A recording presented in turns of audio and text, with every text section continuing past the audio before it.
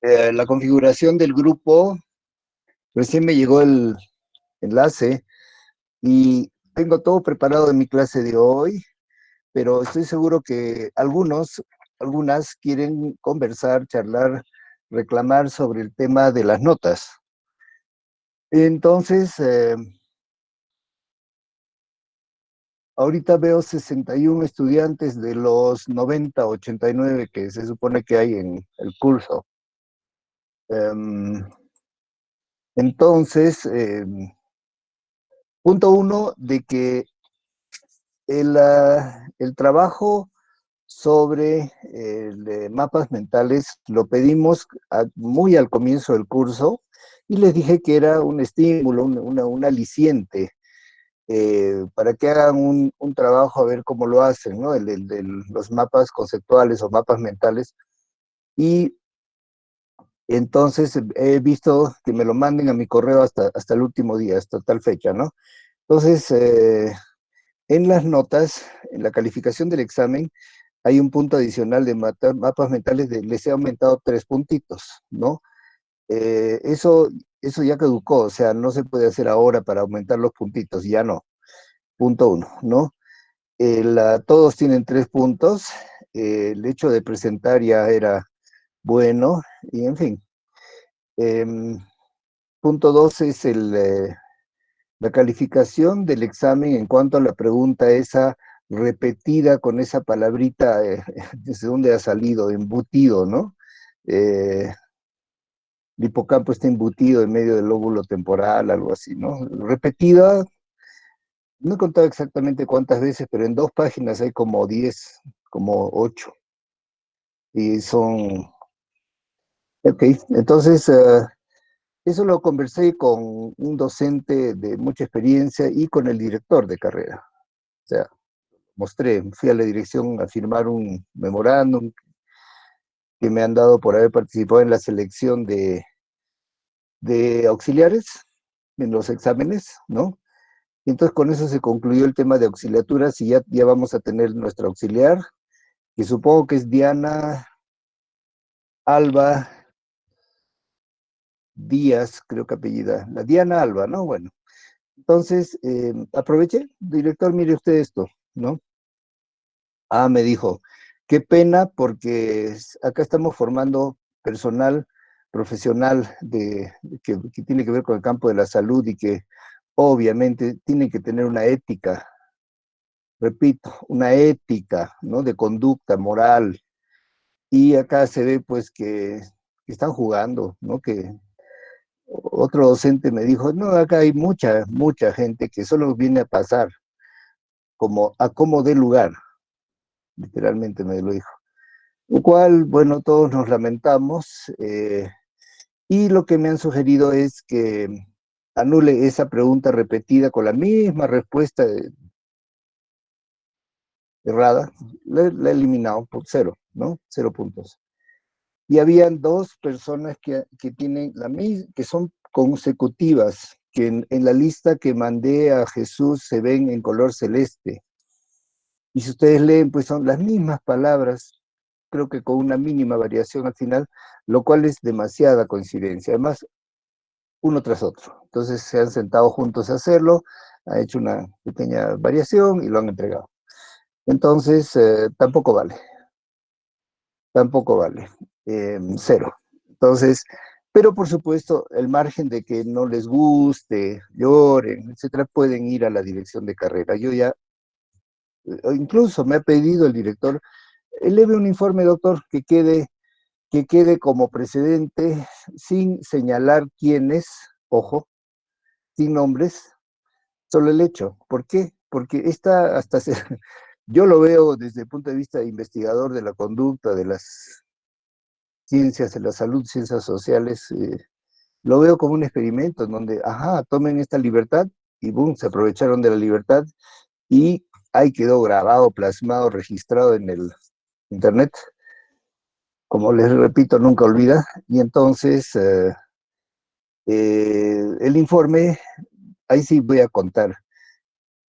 Hubieron tantos que dieron el examen, hubo uno que era un apócrifo, ¿no? Un paracaidista, se metió al examen, quién sabe para qué, con qué intención, pero seguramente que no era buena, ¿no? Y hubo dos que tuvieron la misma respuesta casi, eran como 12, 15 creo, de los 89, que, que esa respuesta abierta se la pasaron, pues la rifaron, ¿no? Entre ellos, ¿ok? Entonces, conclusión, problemas que tenemos los docentes en la universidad, en la modalidad virtual de enseñanza, ¿no? Y de calificación. Bueno, ese es así, lo que se ve se anota, como decimos en investigación. Salió bien o mal el experimento, salió por lo que querías o lo que no querías, salió. Entonces, lo que se ve se anota, pues, ¿no? Queda anotado. Sí, no voy a tener flojera de hacer un informe de media paginita. En fecha tal se hizo tal cosa, el resultado que esto, la promedio de nota fue esto, se evidenció gente colada al examen, se evidenció eh, replicación de algunas respuestas, se reportó y se cambió, se anuló esa pregunta y entonces quedaron con las notas que tienen, ¿no? Punto aparte, recomendaciones. Bueno, lo que me dicen los colegas es que debo pedir que inscriban su carnet, que pongan su número único o registro universitario, 2, y el nombre más que quede, 3, y que yo decida hacer cómo hago los exámenes de ahora en adelante. Que lo puedo hacer totalmente,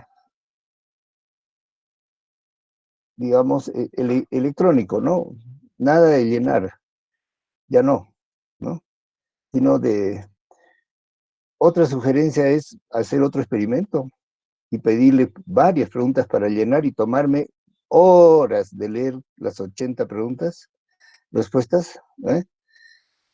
Y verificar con una herramientita, Google Tools, que es para verificar, si tú pones una frase ahí y tú la metes a esa herramienta, te dice en qué libro se publicó, quién la publicó y detecta plagios. Hay una herramienta que detecta plagios en el Internet. Ok, es una sugerencia que la tomo, qué interesante, ¿no?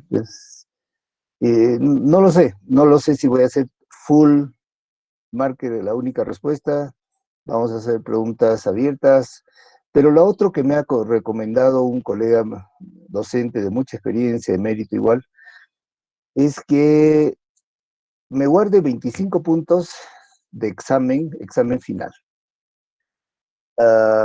Ahorita ya tenemos 20 puntos más 3 de extra, que no los voy a contar, pero son 20 ya. Entonces, nos quedan 80. 80 menos 25 serían 65. Si no sumo mal, ¿no? 80 menos 20, 60, 55. Entonces nos quedan en juego 55 puntos para distribuirlos en exámenes parciales. ¿Cómo los hace el docente? Pues es libre, pero esos 55 puntos podrían separarse en trabajos. Otra metodología que me sugieren es el mismo trabajo para todos. Yo, por no aburrirme y por no fatigarme, me hubiera gustado separar grupos de a 10 y hacer 8 trabajos diferentes con 8 diferentes temas, pero no califica, no es el homogéneo, ¿no? Lo que las normas en educación dicen que se evalúa lo mismo a todos. Ok, y habrá que leer pues nomás los 80 trabajos, ¿no? Entonces mi propuesta la voy a tener el miércoles, el examen sí corre, sí va el día acordado, que es después de Semana Santa, o sea que es el lunes 5 si no me equivoco, corríjame si me equivoqué, domingo 4, yo creo que es hasta el lunes 5 no pasa de ahí. Puede ser antes, eso es lo que voy a hacer, pero hasta este miércoles voy a decidir esos 50 5 puntos en juego, los voy a dividir en exámenes y trabajos, ¿no? Y el trabajo hace que el alumno estudie. O sea, y no va a ser un trabajo. O sea, estamos empezando abril. Abril, mayo y junio, bueno, abril y mayo en realidad, porque junio ya van a querer que entreguemos notas, vamos a tener que hacer unos 2 trabajos por mes mínimo. Y un par de parciales y el final, o un parcial y el final, lo vemos el miércoles. Listo, gracias. Eso es lo que veamos qué tenemos en pantalla para presentarles a ustedes el día de hoy. Doctor, Doctor, doctor, buen día. Pidan la palabra y Doctor, buen día. Le habla Anaí Machaca. Con respecto a las notas que he enviado en mi mapa mental, no tengo nota, pero le envié en el tiempo oportuno mi mapa mental a su correo, doctor. ajá. Han dado un mensajito también, ¿no? Sí, Anaí, a Esperanza Anaí Machaca Choque. déjame que vuelva a revisar, eran bastantes, ¿no? Trabajos. Que lo voy a revisar y ver si realmente si está tu nombre, porque hay uno, no sé qué se llama, que no tiene su nombre en el correo. Me manda algo, incluso, sí, sí llegó, un escaneado, me mandó un escaneado. El no sé qué, ciberlisto. Entonces aquí le voy a Está poner con la mi nota. nombre, doctor. El Anaí Machaca. Sí. tuyo sí debe estar, pero hay alguien que no tiene nota que va a decir, yo lo presenté, claro, pero yo como sé quién es, pues el ciber, no sé quién. doctor, yo tengo el mismo problema que la compañera. Igual le envié el mapa mental. Tu apellido es Gondori, Con Dori Hilari, con H. Dolly Mi Hilary. correo igual está con mi nombre. Mejor, más claro. Puede que se haya pasado, pero hay una cosa, un comentario sobre los mapas mentales. Cuando he tratado de poner la nota del mapa mental junto con el examen, el parcial, me he encontrado como varios, como 8, que hicieron mapa mental y no se presentaron al examen. O sea, el examen es mucho más valioso, 20 puntos, ¿no ve? Y obligatorio además. Entonces eso me deja extrañado. Eh, o sea, hay gente con nota en el primer trabajito de mapas y no está con nota en el parcial. Se debe porque quizá abandonaron la materia, porque estaban de mirones en un comienzo, quién sabe. O sea que hay esa gente, pero hay algunos que todo lo contrario, como ustedes, que sí tienes nota seguramente del parcial y no del mapa mental. Déjame que lo revise. Estoy anotando tu nombre, Anaí Machaca y Gabriel Condori. ¿Alguien más? Hablen ahora. Buen día, doctor. Alain Churata. What? Yo también le he mandado mi trabajo y no está registrado mi trabajo ¿Tu correo es con tu nombre o con un con mi seudónimo? nombre. Le he mandado 2 veces inclusive. Ajá. Ok, estoy anotando. Por favor, doctor. Ningún problema. Claro que sí. Muchas gracias. ¿Quién más? ¿Quién más? Una de las de que está en la Mercado, la que siempre viene a clases. Vamos a ver la lista. 63 personas. Otra cosa que me ha sugerido Ya un es. docente es que controle asistencia, que yo les obligo, me dijo, a que prendan su cámara al comienzo de la clase y le tomo una foto con su cara, tu rostro en vivo en clases, eso no peinada. Em, yo acá esto lo están grabando, espero, porque si no yo voy a tener que ya yo tomar control de las clases, es decir, el link lo mando yo, pero va a ser por Zoom. Zoom me permite muchos más controles, como silenciar micrófonos, eh, etcétera. Quitar participantes, en fin, estoy viendo que nuestra compañera no está acá.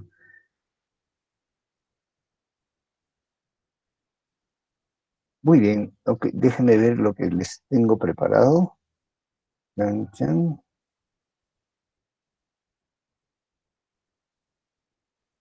Uno que es introductorio. Aquí está. Entonces vamos a aquí,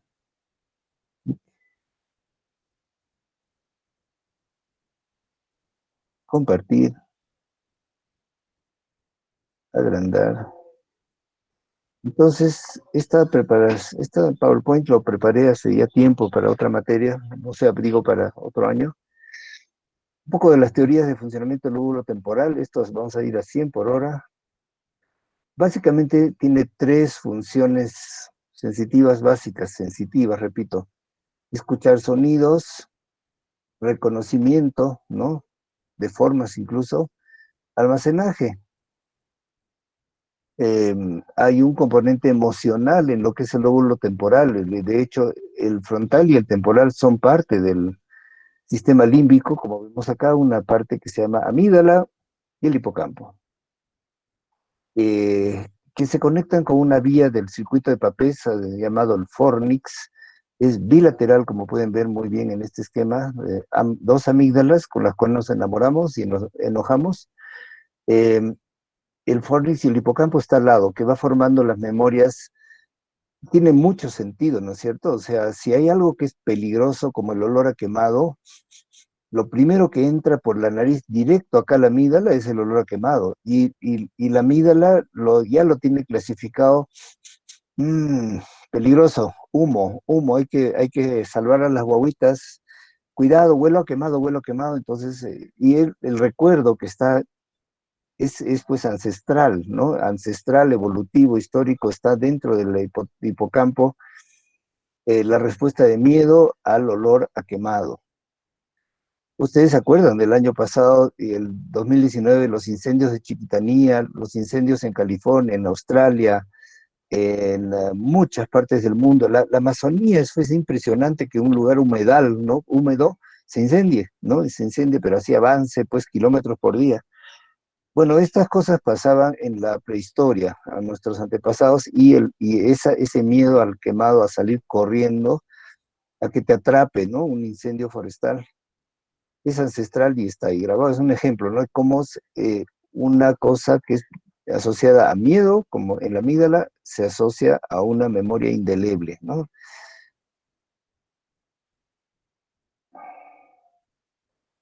Esta representación muestra las vías como de donde, con las flechas, cómo se comparte la información auditiva. Viene un punto que no está marcado acá, pero es el área primaria, y esta lengua del lóbulo temporal, y además hacia adentro, debajo de este surco, está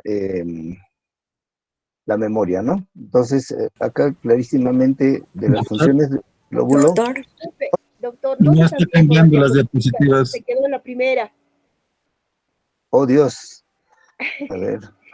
Está automatizado. Ahora, Ahora sí, se ve. ya. Las funciones sensitivas, auditiva, visual. Acá está el fornix, acá está la amígdala, el hipocampo, un poquito más grande para que lo vea más bonito. Más o menos así, ya. Ahora, esto tiene que ver bien. La flechita marca la información auditiva desde del área primaria, se va hacia adentro, ¿no? Y la información visual va por abajo. Esto se llama surco temporal superior, porque tiene tres surcos, o dos surcos, perdón.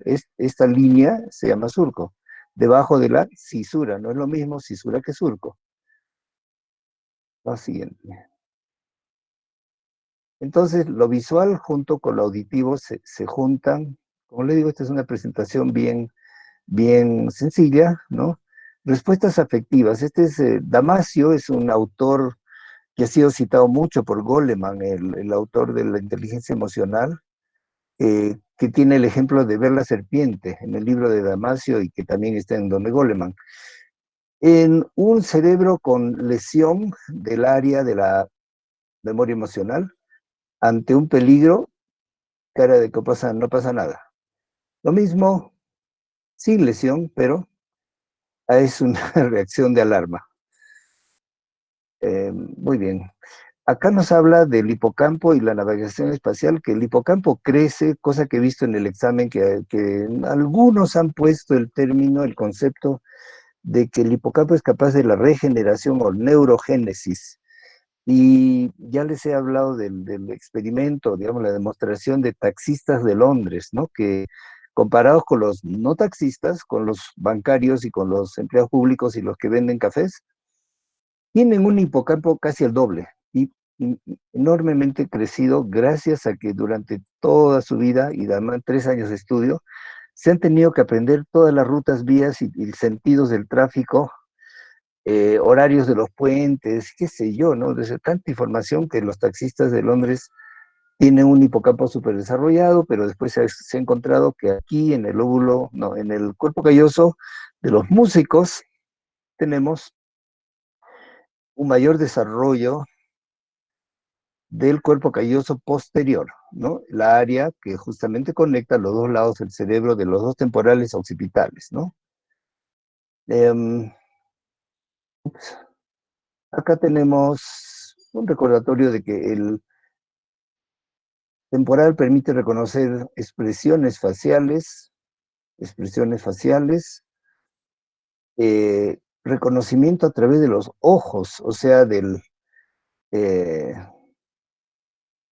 y la coordinación con el oído, con la coordinación del oído con el lóbulo, a través del lóbulo parietal y el frontal del movimiento. Y con esto nos enamoramos finalmente, ¿no? Ahora, hay una simetría, que esto es una cosa básica, que seguramente lo van a ver cuando lleven neuropsicología, una simetría del lóbulo temporal. En los libros de neuropsicología incluso ya fue descrito en los años 80 como la simetría del plano temporal. Este esquema no sirve para mostrar, pero son diferentes, el lado izquierdo del derecho.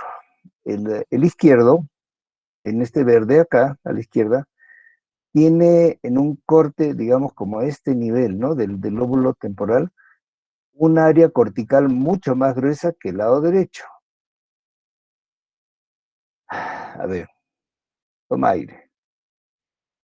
Y si cortamos el cerebro de adelante para atrás y miramos de arriba, esto no está cortado, pero por dentro vamos a ver una asimetría, va a haber mayor cantidad de corteza en el lóbulo temporal y justamente en el área auditiva que en el lado derecho. Punto uno. Punto dos, esto ocurre en un 97% de las personas, porque hay seres humanos que tienen dominancia del hemisferio derecho, en donde es al revés, ¿no? Su corteza temporal derecha es más gruesa que la izquierda. Probablemente tengan dominancia cruzada o sean totalmente zurdos, ¿no? Que hacen todo con la izquierda. En fin. Y el punto 3 yo les lanzo la pregunta para que piensen y ustedes, ¿qué dirán? Lo voy a agrandar para que se impresionen.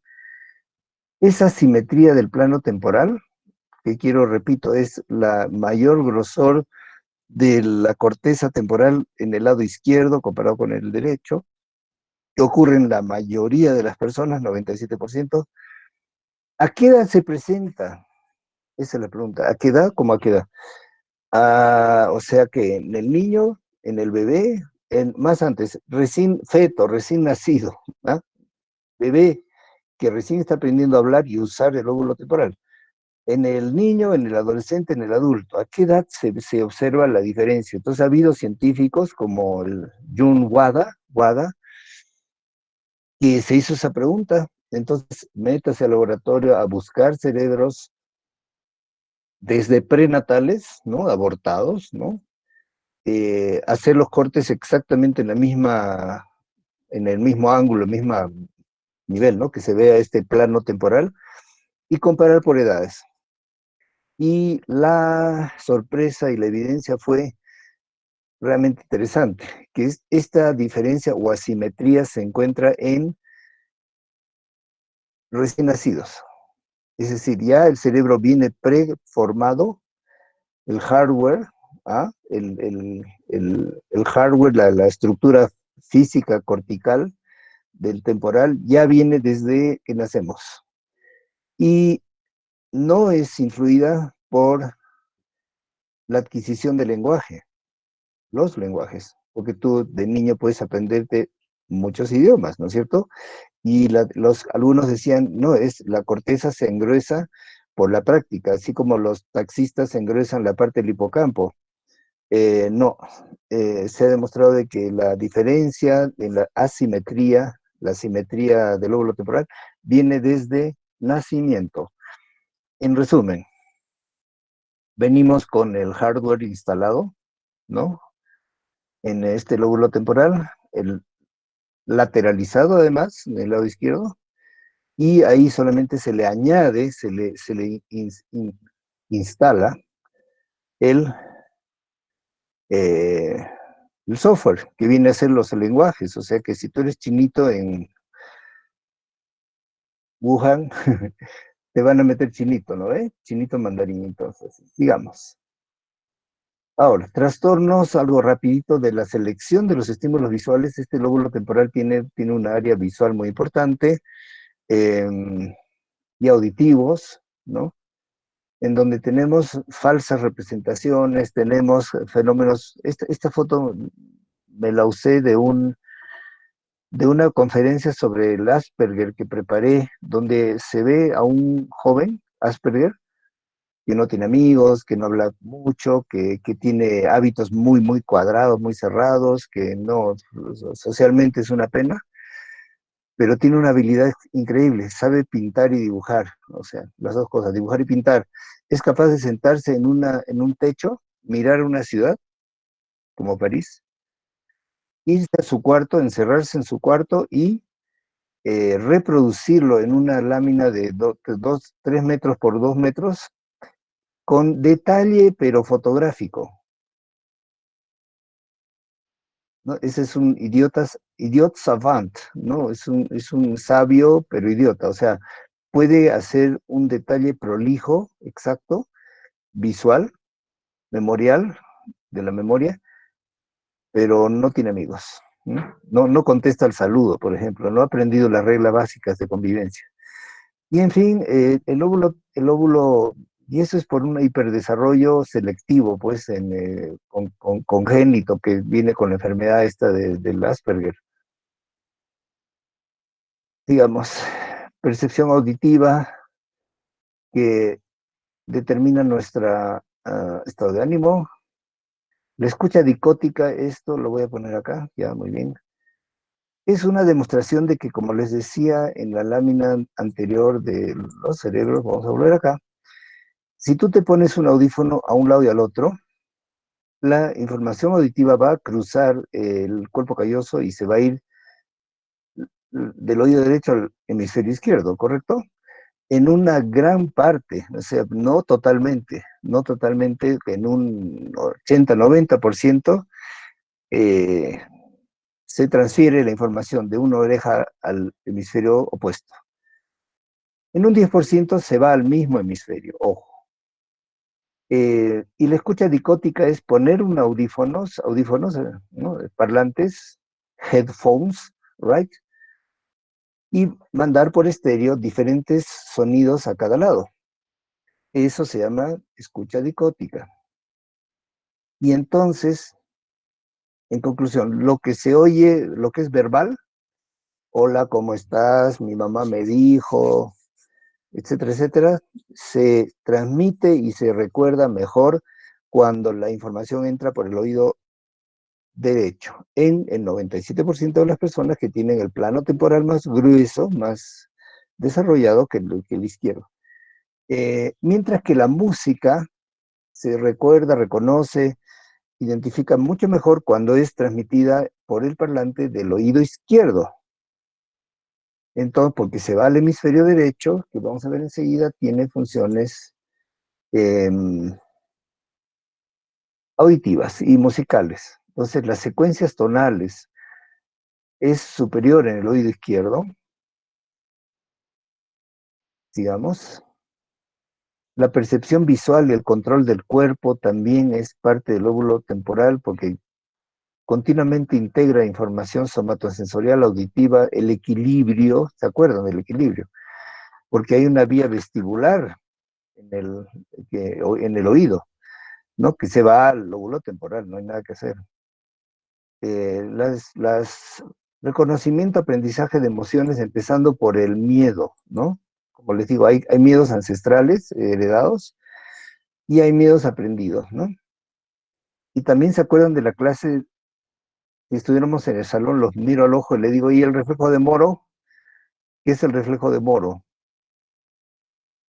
Es un reflejo que a este pobre bebé que está echadito de espaldas, le haces, ¡pam!, una palmada, un aplauso cerca a su oreja o palmeas la camita, la cuna, ¡pam!, y va a contraerse, brazos y piernas, se va a fruncir, ¿no? Brazos y piernas, y va a relajarse y seguramente va a llorar, ¿no? Del susto, ¿no? Si estaba tranquilo es una tortura el pobre bebé, pero es un reflejo innato, pues, ¿no? Que se va perdiendo, bueno, obviamente.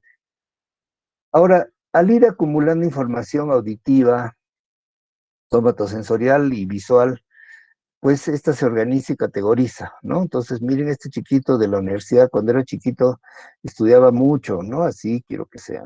Muy bien. Y el uso de información contextual. Por eso me encanta ese meme del hombre y la mujer en la cama, ella pensando, este está pensando en la otra seguro, y el otro pensando en la historia de los griegos, ¿no? Entonces,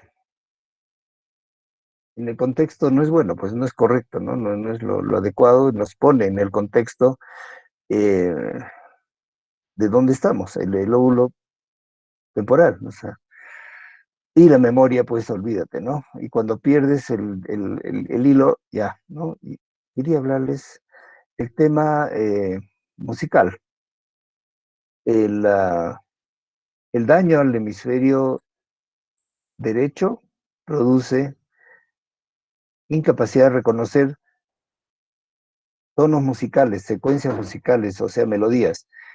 Y no solo eso, cuando hablamos tenemos un elemento, paramos la clase, los miro a los ojos, le digo, a ver tú, ¿qué es la prosodia? A ver, pararemos, sean participativos, hijo e hija.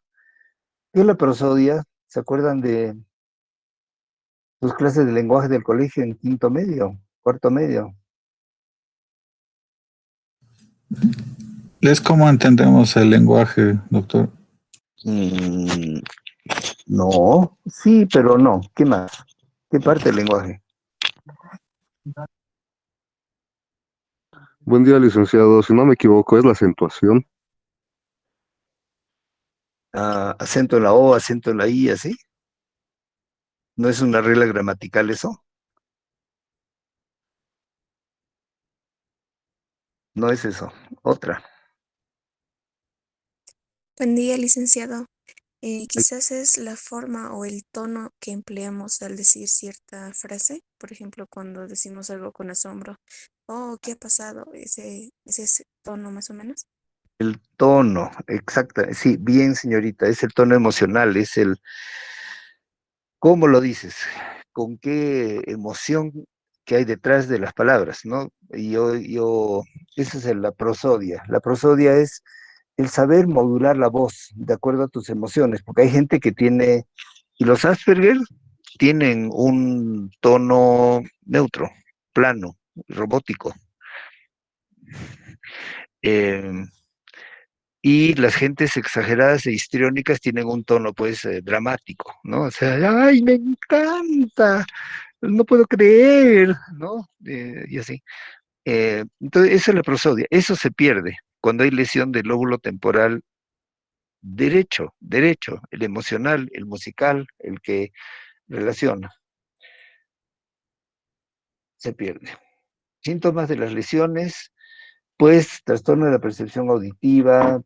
He visto un caso de un chico que muy joven, una pena, 22 años, un flaquito muy atentito, buen chico, pero ha estado a los 18 así internado en Remar por drogas, ¿no? Y después de haber estado 6 meses en Remar y salir ya sin drogas y un firme creyente de la Biblia, porque en Remar usan la Biblia para curar, parece que, bueno, él antes y después de remar estaba metido en pandillas y hacía conducta delictiva y agredía a gente, asaltaba a gente, andaban en grupo y se peleaban entre pandillas y en una de esas le cayó una piedra en la cabeza. O lo pedrearon y casi lo matan, ¿no? Entonces acabó en cirugía, tenía hematoma subdural debajo de la dura, ¿eh? Dura madre, subdural se llama. Y le sacaron el hematoma, pero había pues, habían lesiones y cicatrices en el lóbulo temporal. Se recuperó y empezó a tener como ausencias, no ataques y desmayos ni convulsiones, pero sí ausencias y seguidas.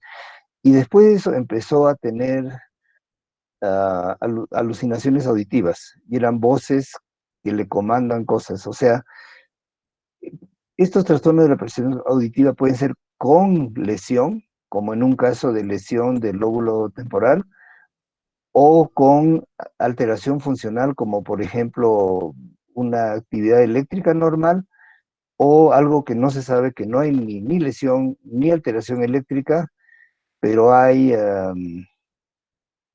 alucinaciones, y esto ocurre en la esquizofrenia, ¿no? Incluso muy complicadas, ¿no? Me dan órdenes, me dicen qué tengo que hacer, comentan de mí, y lo más muy común es me insultan, pero las órdenes son las peores, ¿no?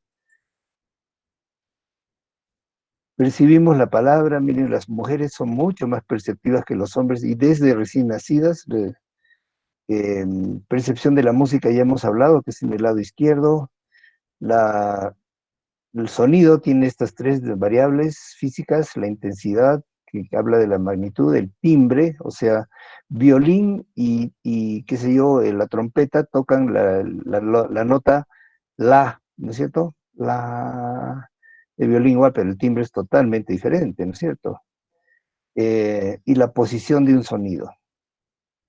La hay en octavas, ¿no? Entonces, octava menor, la, así, ¿no? Acá nos habla de los dos hemisferios y acá nos recuerda el sentido musical en el derecho, la perspicacia, es decir, revisar y ver, ¿no? Y diferenciar, integrar emociones, ¿no? El sentido artístico, probablemente ahí tiene que ver los Asperger, ¿no? Que toman una foto visual y luego la pueden reproducir en un cuadro, ¿no? Ese artista, Asperger, lo hace tan bien y es tan único que dice que vende sus cuadros en 5,000 a 10,000 dólares para arriba. O sea, precio, es que son únicos. Y tiene una cantidad de plata porque ha hecho varios cuadros, ¿no? Ahora pues uno a la semana. 5,000 a la semana estamos hablando, o 10,000, tranquilamente, ¿no? Porque si viene un japonés con plata y dice, yo quiero un cuadro de ese, paga lo que sea. Y tiene tanta plata, pero a él no le interesa. Como es Asperger, eh, no le interesa tener amigos, comprarse nada, con tal de que comer lo mismo de siempre todos los días y ponerse casi la misma ropa todos los días, está feliz. Entonces, sigamos, clic, aquí se acaba. Vamos a cortarla acá, revisar, guardar cambios, ya lo voy a guardar. Cerrar, cerrar. Y nos vamos al tema de la memoria. ¿Cuándo son las 8:30? Oh, oh. Dejar de presentar. Sí. Ahora, he encontrado estos trabajos. Muy bien. Aquí está. Compartir rápidamente. Ventana.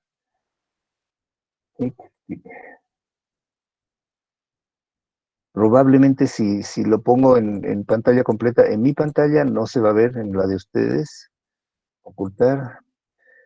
Y repasaremos que hay áreas, estructuras que se llaman regiones, ¿no? Que son parte importantísima del proceso de memoria.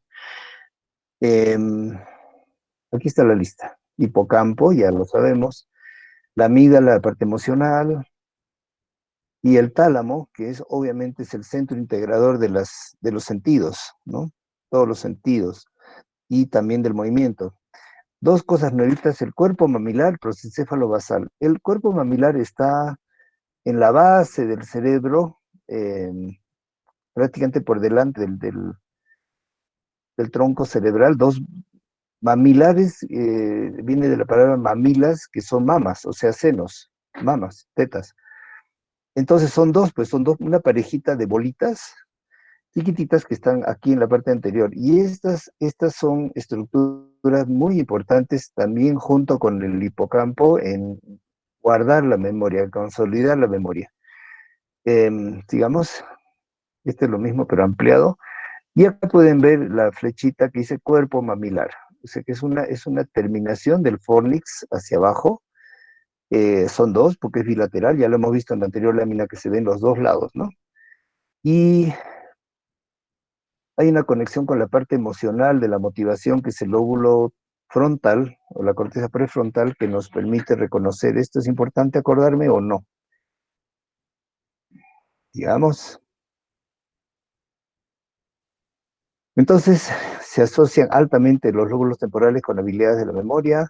Las lesiones producen síndrome amnésico severo, y que produce amnesia anterógrada y retrógrada. Esto sí quiero que tome en cuenta, porque la anterógrada es una amnesia que no puedes aprender nada nuevo. Y la retrógrada, que lo vamos a ver en otro trabajito que tengo a la mano, es recuperar lo anterior, ¿no? La información previa. Esto muestra nuestro lóbulo temporal, y acá ven los surcos, el uno, superior e inferior. Por arriba viene la información auditiva y por abajo la información visual, lógico, porque viene del lóbulo occipital, ¿cierto? Lo que lees, por ejemplo, y tu memoria. Hay gente que dice que tiene memoria visual para la lectura, ¿no? Y me han hablado de un doctor que, que no se olvida de lo que ha aprendido, que le toman examen y él se acuerda de la página del libro donde leyó lo que tenía que leer y lo lee. De su memoria es como mirar, escanear la página y lo lee. Debe estar funcionando esto, pero increíblemente hipertróficamente. Y acá nos habla del caso del famoso HM, que ya hemos visto en la clase pasada. Fue estudiado por una neuropsicóloga famosa, Brenda Miller, y este señor tenía crisis convulsivas bilaterales del lóbulo temporal, que eran rebeldes al tratamiento. Se le extirpó el hipocampo, núcleo amigdalino, parte de las áreas de asociación límbica del lóbulo temporal, y después tenía memoria a largo plazo normal, pero incapaz de transformar la nueva memoria en memoria a largo plazo. O sea que se mudó de casa y ya no sabía cómo llegar a la casa, no sabía ni siquiera llegar al baño de la casa. Era por acá, era por la derecha, ¿no? Así, ¿no? También se demostró que podía aprender nuevas capacidades motoras, o sea que, pero no tanto de detalles espaciales y cosas así, ¿se dan cuenta? Entonces, estas son la intervención de este caso, le quitan el hipocampo y ya no puede reconstruir acontecimientos posteriores. De ahí en adelante su vida cambió. Yo tenía otro libro que decía que él tenía una lesión en un lado y que le operaron el otro sin saber que no tenía el otro lado. Y acá dice que se le extirpó por las crisis convulsivas bilaterales a ambos. No me queda claro, francamente. Más interesante leerlo, ¿no? Entonces, La memoria a corto plazo, en ese rato sí se acordaba. Hola, soy el doctor López. Hola, doctor López, charlamos un rato. ¿Quién era el doctor López? Pero pasa un rato y ya no se acuerda. Y los recuerdos previos, es decir, de dónde se estudió, la familia, la casa, todo eso sí tenía bien. Entonces, em, acá nos habla de la relación entre lo emocional y la memoria, ¿no? Las emociones y memoria. Cuando hay consecuencias importantes como dolor y placer, pues es más fácil almacenar la huella de memoria. Esto se llama memoria positiva, digamos. En esta lámina, la voy a achicar un poquito, vemos un cerebro pelado, ¿no? Que le han sacado, acá es donde se vería el plano temporal. Solo que este dibujo no está hecho para ver eso, ¿no? Pero acá se ve un hueco que es el ventrículo, a los dos lados. Am, Vamos a ver las partes. Cuerpo del fornix, este loop que viene desde acá de la hipocampo y amígdala, da un giro y va para adelante, ya va adelante, acaba en los cuerpos mamilares, de esta parte, del fornix. El tálamo está metido abajo y tómenle la foto mental, es el corteza temporal más gruesa, el izquierdo que el derecho. Entonces, vamos más adentro en lo que es la neurofisiología de la memoria. Entonces, se ha estudiado en un caracol de género Aplysia californica en el que actúa la terminal facilitadora sobre la terminal sensitiva, o sea, para formar la memoria. La estimulación de esta terminal facilitadora libera serotonina. Y miren lo que tengo acá, una foto de este caracol. Es un caracol marino. Miren qué bonito. Eh, Espérenme un segundito. Voy a apagar mi teléfono.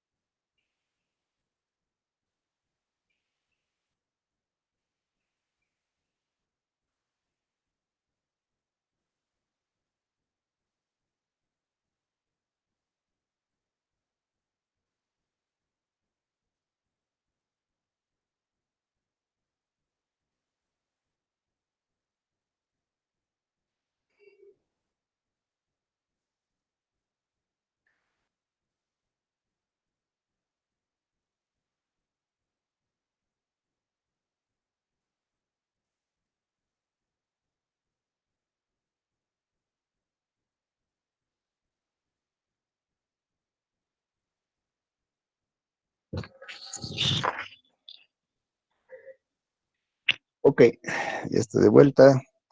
Y ustedes seguramente pensarán, han visto caracoles con sus dos tentáculos y ojitos. Creo que son los de acá. Estos son los ojos. Y estos son sensores, como bracitos, ¿no? Vamos a ver acá. Entonces, ¿por qué estudiar la aplicia? Aplicia. ¿Dónde está? Género Aplicia californica. Eh, Porque se encontró que es un animalito que tiene un sistema nervioso completo pero simple, o sea, cerebro, médula, nervios, muy simple. Y fácil de estudiar, se reproducen fácilmente, entonces han observado ahí los receptores de serotonina a nivel de la terminal sensitiva y han encontrado ya por neuroquímica que inducen la formación de AMP cíclico, monofosfato de adenosina.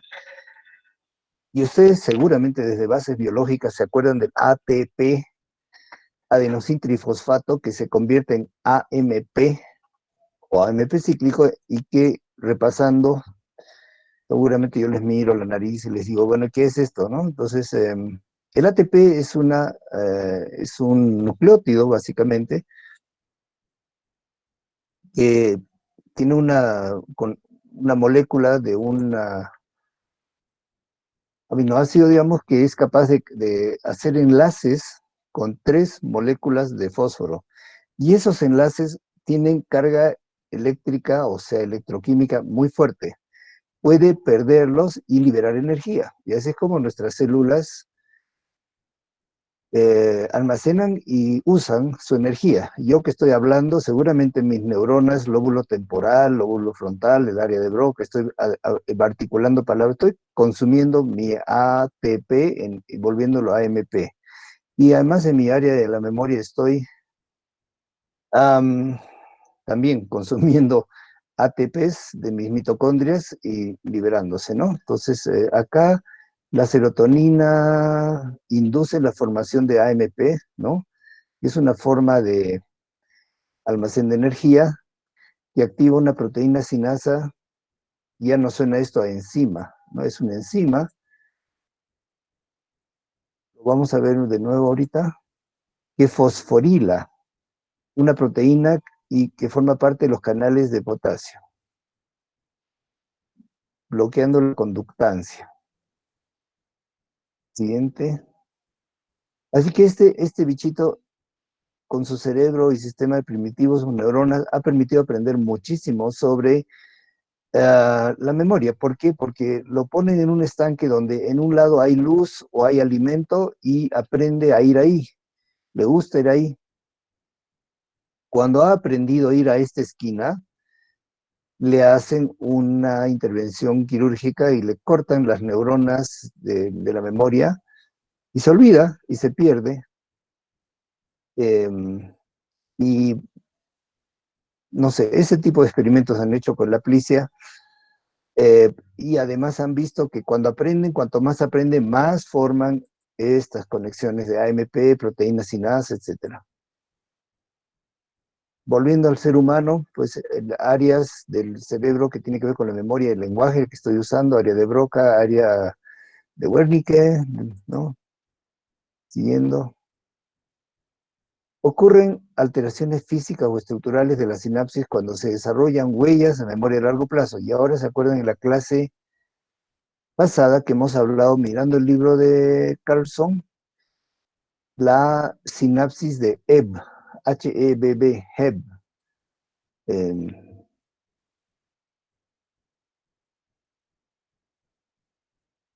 Que introdujo en el año 1849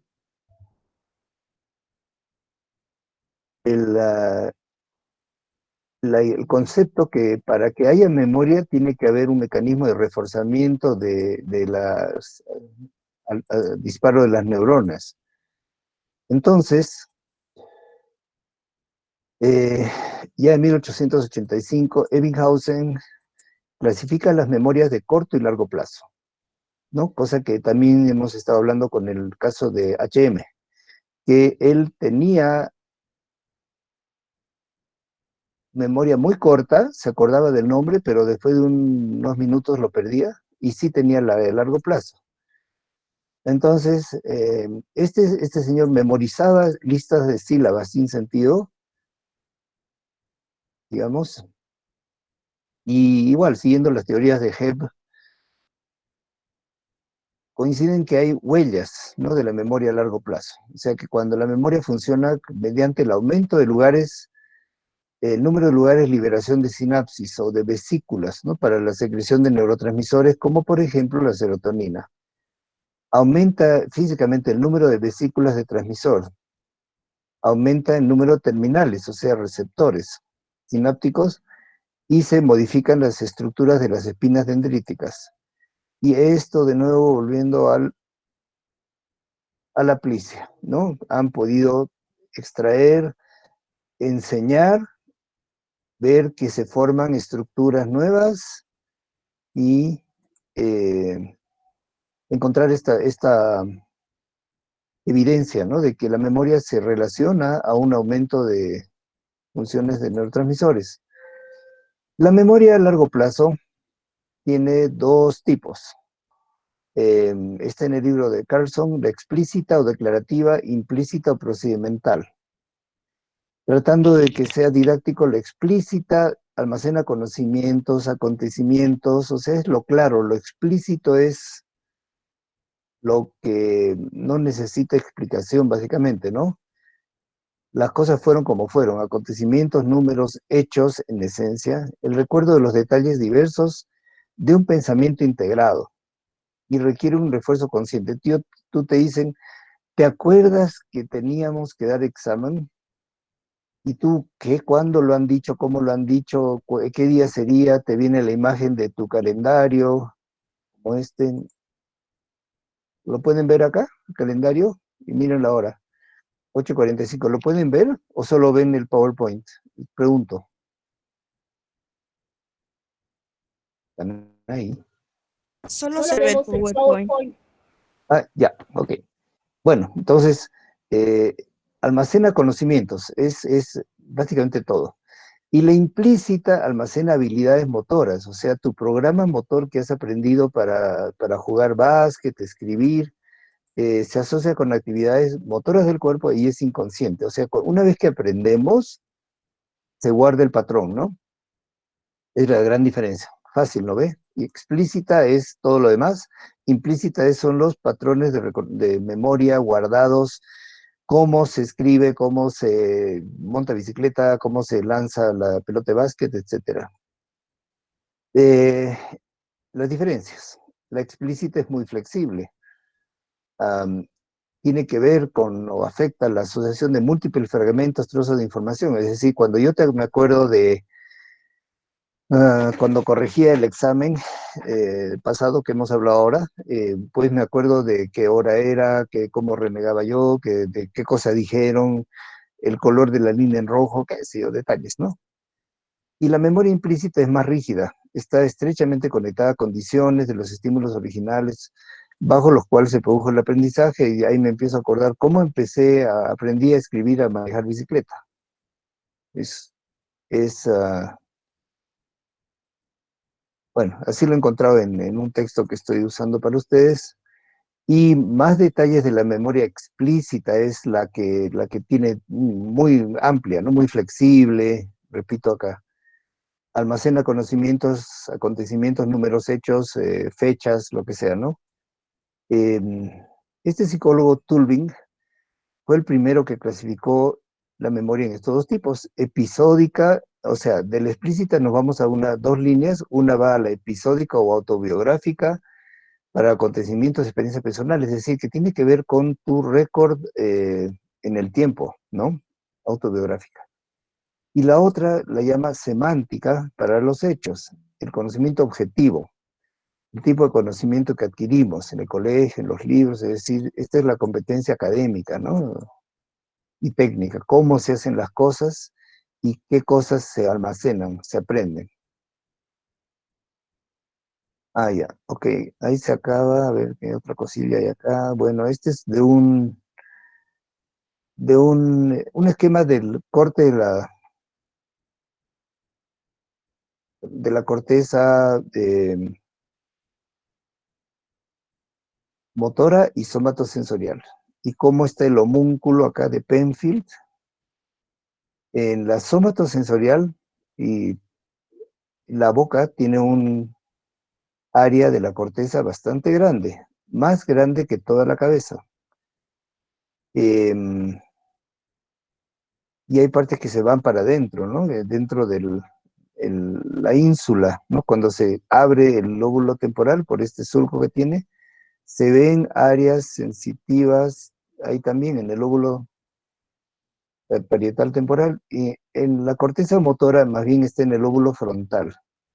Y el cuerpo está de cabeza, pues, o sea, los pies arriba, da toda la vuelta, la rodilla justamente está en la esquina, y baja está la control motor de la mano, de los dedos, del pulgar, ¿no? Control del cuello, de la rostro, la expresión es muy importante, de la boca es muy importante, la faringe y para conversar, la lengua es muy importante, y esto es para que se acuerden, ¿no? De que eh, a mayor función, la corteza es más grande.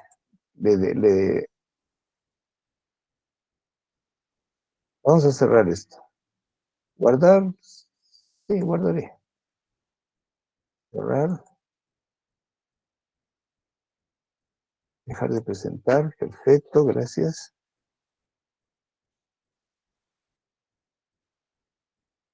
Aprender con emoción en el cerebro. No, esto no lo voy a presentar ahora.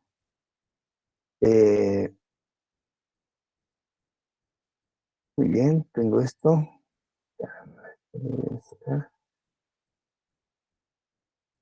Compartir.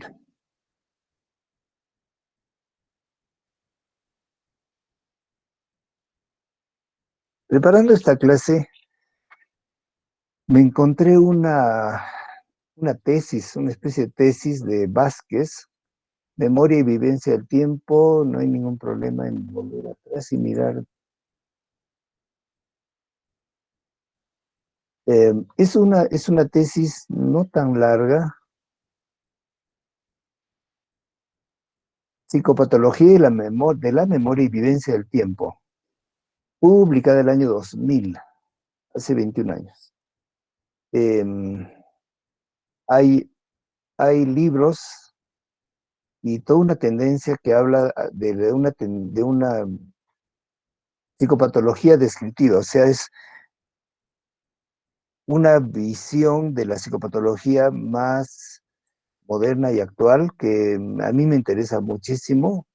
Algún día voy a quizá dictar el curso, la materia de psicopato modernizada. Entonces, la vivencia del tiempo, esto fue publicado por este profesor de la Universidad Complutense, lo podemos llamar también, mandarle fax y correos, acá lo pueden ver.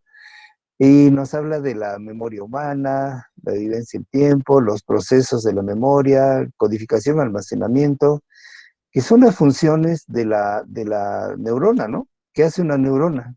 Procesa información, ¿no? Codifica y almacena. Procesa, almacena.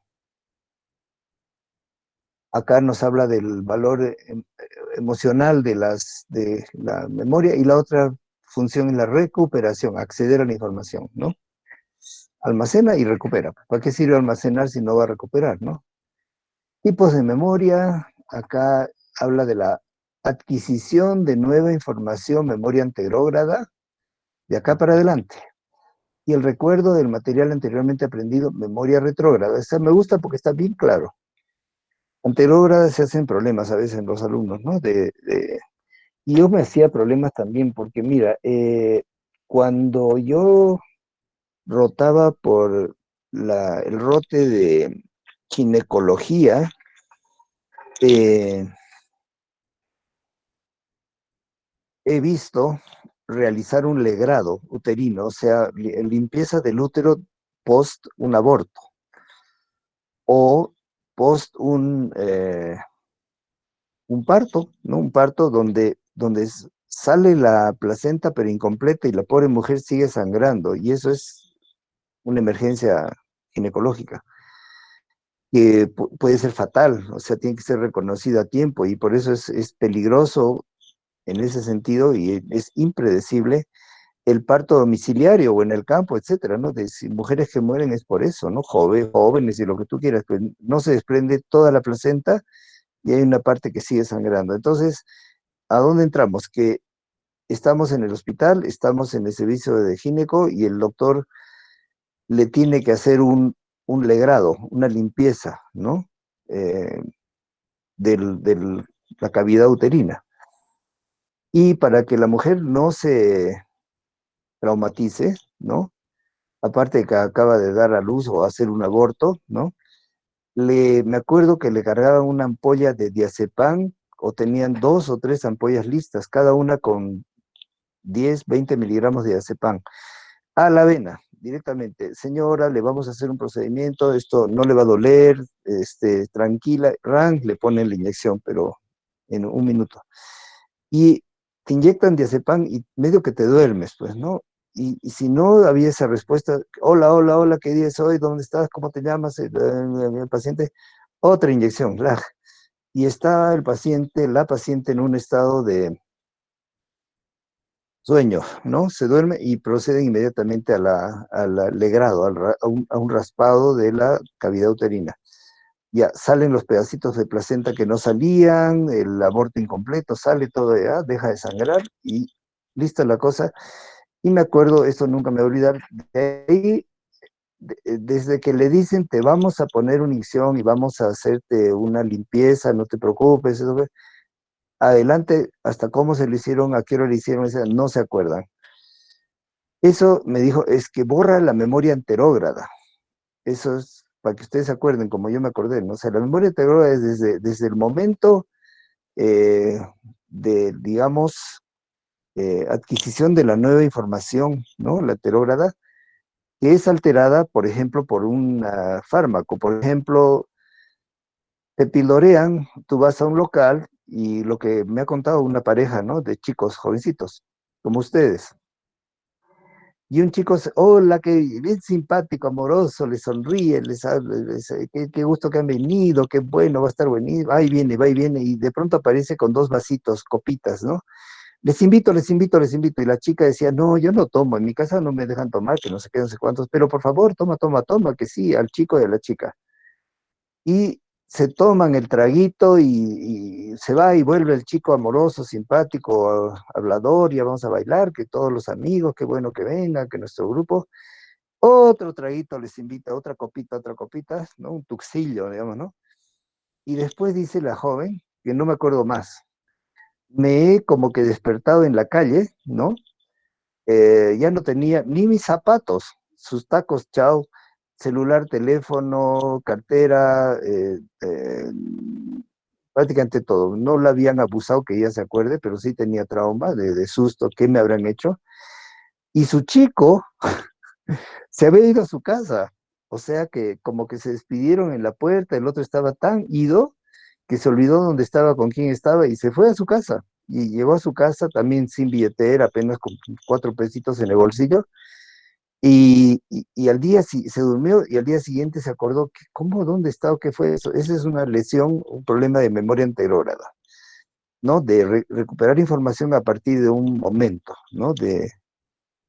Y en otros casos ocurre el golpe en la cabeza famoso o el accidente de tránsito, donde hay un trauma, un TEC, traumatismo encefalocraniano, ¡pum!, inflamación del cerebro, y después la persona se despierta y le dicen, pucha, te has salvado de milagro, en el minibús se han muerto todos menos tú.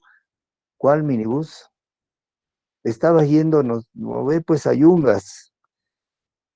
¿Yungas? Ah, sí, estaba en la terminal, desde ahí me acuerdo, pero de ahí no me acuerdo más.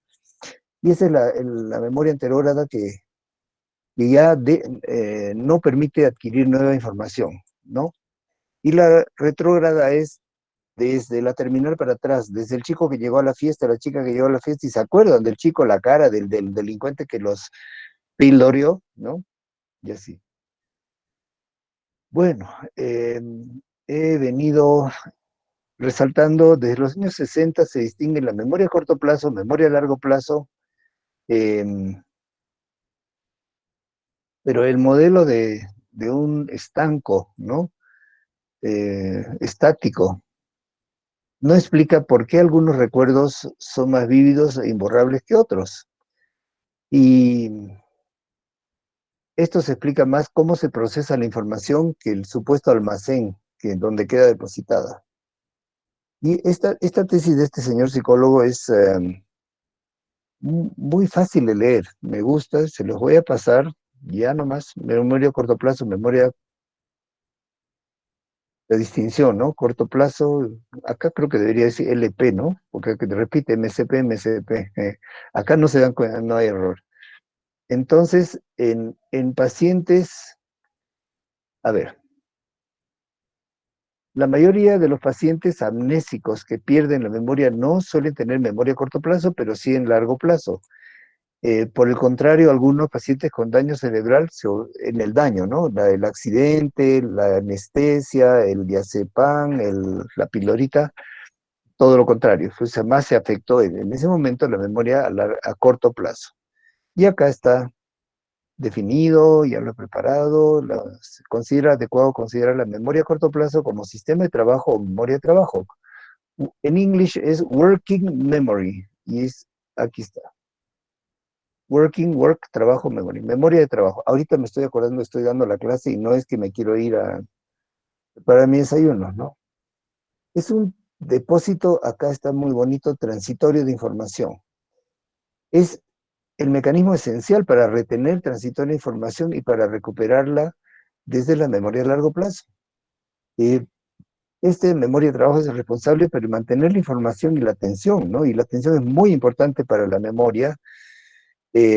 Por ejemplo, a través del mecanismo de mantenimiento verbal llamado bucle fonológico. Cuando intentamos mantener un teléfono repitiéndolo mientras lo marcamos o intentamos memorizar una melodía. Mejor ejemplo es el de teléfono. Me das tu número, ya, tarara, número, y lo repites en tu cabeza hasta que lo marcas o que lo anotas. Es tu memoria a corto plazo.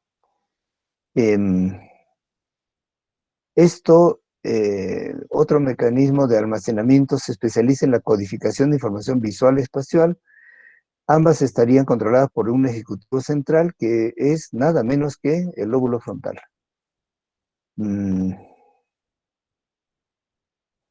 Mientras que la memoria a largo plazo agrupa varios sistemas que tienen diferentes sustratos anatómicos.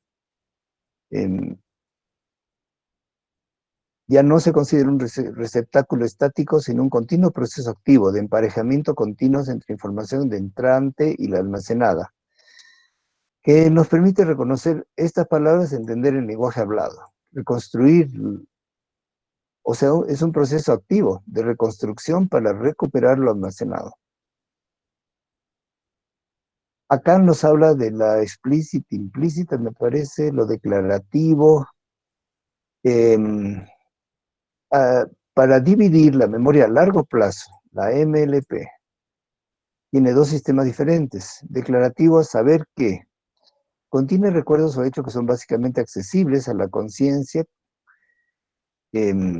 Las pruebas clínicas experimentales de memoria casi siempre son de este tipo.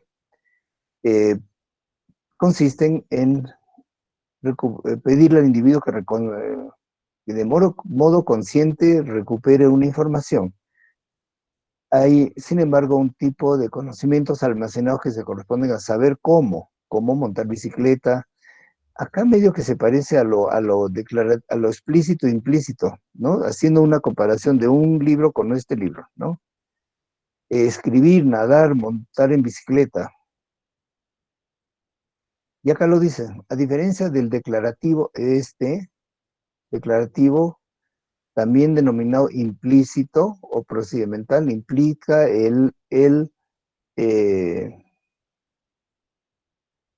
semántico, ¿no?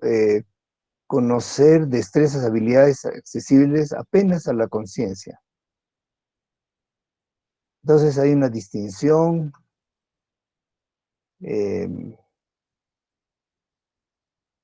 Y dentro de la memoria episódica y semántica, y fíjate que ya se complica, implícita e explícita, ¿no?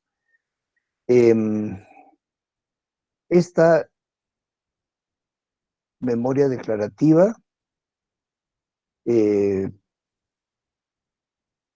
tenemos acceso por doble forma o doble vía, tenemos acceso a datos, palabras que nos permiten hablar, entender, describir, declarar, describir, ¿no es cierto? Este tipo de información almacenada, recoge, organiza nuestro conocimiento del mundo, se llama la semántica. Luego nos habla de la memoria episódica. Por ejemplo, cómo nos hemos cepillado los dientes con nuestro cepillo. Y en la memoria episódica, y no se preocupen que hay esquemas o digamos, tengo tablas donde se ve esto que vamos a ver enseguida. Y como les digo, este artículo es un artículo de la psicopatología descriptiva. Lo que se ve esa nota. Entonces habla de tipos de amnesias. Amnesia psicógena. Esta era la que le encantaba a Freud, ¿no? No me acuerdo qué pasó durante el asalto al banco. O de lo que me dijo mi marido, que me dijo que me iba a dejar. Entonces, pum, amnesia, ¿no? La histeria es Dificultades para recordar elementos episódicos retrógrados. Episodios relacionados con sucesos específicos como la amnesia ante delito o el estrés postraumático, más raramente, por ejemplo, la fuga psicógena, trastorno de identidad, disociativo. Esto nos suena obviamente a teoría psicoanalítica, ¿no? Afectan a la propia identidad. Y yo, la verdad que sí es real, ¿no? Yo me acuerdo de una mujer que traen al servicio de emergencia del Hospital Arco Herrera, donde trabajé, hice mi residencia, y que la habían encontrado sus vecinos sentada ahí como niña. Hola, ¿qué haces, Juanita? Hola, hablando como niña, ¿no? ¿Qué te ha pasado? No sé. ¿Y dónde está tu casa? No sé. ¿Y cómo has llegado? No sé, nada sabía. Entonces, y actúa como niña, y si cuando le dicen, ¿y qué es de tu esposo? Esposo, y se ponen a llorar y a gritar. Ah, no, está loca, dicen, ¿no? Te la llevan al hospital, a la emergencia, y llega, y y entra con lo que se llama bella indiferencia, es decir, hola, todo bien, así como niña, ¿no? Se sienta ahí, póngase acá, espérese un ratito, vamos a hablar, ¿cómo estás? ¿Todo bien? Y no niega todo, con una negación muy grande, con una negación tanto de sus memorias, de lo que le ha pasado, y bueno, la observamos nomás, pues la dejamos ahí sentadita, tratando de charlarle, que no se asuste, y al rato llega ron el marido. Los vecinos le habían dicho, a tu esposa la han llevado al hospital, al manicomio. Y vino y él dijo, ay, esta mi esposa, esto ya es la tercera vez que le pasa, cada vez que peleamos se pone como niña, dice que no se acuerda nada y no sé qué, entonces lo entrevistamos aparte al esposo y esta mujer tenía una histeria disociativa, que no se acordaba quién era, no se acordaba del esposo porque no quería, porque el esposo la había maltratado, le había dicho que se la iba a dejar, etcétera, etcétera. Como ustedes ven acá, en estos casos el individuo realmente no ha perdido la memoria, todo está preservado, pero el acceso está restringido. Entonces esto se llama amnesia psicógena. Confabulaciones, me enseñó el doctor Vera, que ocurre cuando hay una mezcla de recuerdos falsos y verdaderos. O sea, y lo vimos en un paciente con alcohólico crónico con enfermedad de Korsakov. O sea, Korsakov fue un neurólogo ruso que lo describió en Alcohólicos. El paciente relata sucesos que realmente no sucedieron, con lo que intenta compensar la pérdida de memoria. Por eso hay recuerdos falsos y verdaderos. A él no le pasaron, pero él dice que sí le pasaron, ¿no? Entonces, a los que les gusta la psicología forense, esto les va a interesar porque puede haber personas que hacen cosas, les pasan cosas y después no se acuerdan bien o dicen que se acuerdan de cosas que no pasaron. Mm, Y de hecho, como dice, el contenido es desechado fácilmente por el propio paciente si se le somete a un interrogatorio minucioso. Es típico de las lagunas de memoria. Entonces, por ejemplo, el blackout, cuando tomas mucho alcohol, ¿no? Y durante la época, el momento de intoxicación, se borra la memoria. Como me dice, me borré, ¿ah? Entonces, esto es una mala señal, es una señal y aparecen confabulaciones. Bueno, en el caso que les digo del doctor Vera, era un señor que no estaba alcoholizado recientemente, nada, y ya estaba internado varios días, ¿no? Cuando entré a verlo. Y él estaba de lo más pancho, de lo más bien. El profesor le pregunta, ¿y usted por qué ha venido? No me acuerdo, me han traído mis hijos, y no sé, ¿y usted toma mucho? La verdad que sí, me he excedido un poco, así, ¿no? Entonces, ¿con qué frecuencia toma? No, una vez al mes, y la verdad que en la historia decía que era casi diario, ¿no? Y empezamos a ver que fallaba la memoria y el profesor le pregunta, eh, muy bien, bueno, orientación estaba bien, dónde estamos, lugar estamos, fecha estamos, todo estaba bien. Eso es medio que inmediato, ¿no? Pero le pregunta cosas del pasado, o sea, ¿y quién es el presidente actual? El presidente actual es, qué sé yo, por decir, en esa época en el Perú era, digamos, Alan García. Y le dice, no, no es Alan García. No, ¿verdad? Dice, ¿no? es Belaúnde, ¿no es cierto? Belaúnde es un presidente de los años 60, ¿no? Mucho antes. Entonces, él se confundía, se confunden y confabulan, ¿no? Cosas. Otro ejemplo más simple es un alcohólico que se creía megalomaníaco, ¿no? Se creía millonario, que tenía mucha plata y decía, no, si yo he sido gerente de no sé qué y tenía chofer en la puerta y no sé qué y no sé cuántos, pero son puras confabulaciones. Em, este es otro alteración de la memoria, la pseudología fantástica. Cuando una persona hace un relato de experiencias personales que supuestamente le han acontecido, que se parece a lo anterior, pero pueden estar muy bien tramadas, son verosímiles. En la confabulación tú le dices, no, no es así, no es el presidente, de, no, esto no ha pasado, ¿no? Él dice, ah, verdad, sí, cierto, no, no ha pasado, claro, y él inventa cosas, ¿no? En cambio, este es un relato elaborado, muy convincentes en sus argumentos, muy difícil de evaluar la intencionalidad, veracidad de información. Otra cosa que va a servirles para psicología forense. A diferencia de la confabulación compensatoria del anterior, es intencional. O sea, dicen que ha ocurrido un hecho que no ha ocurrido.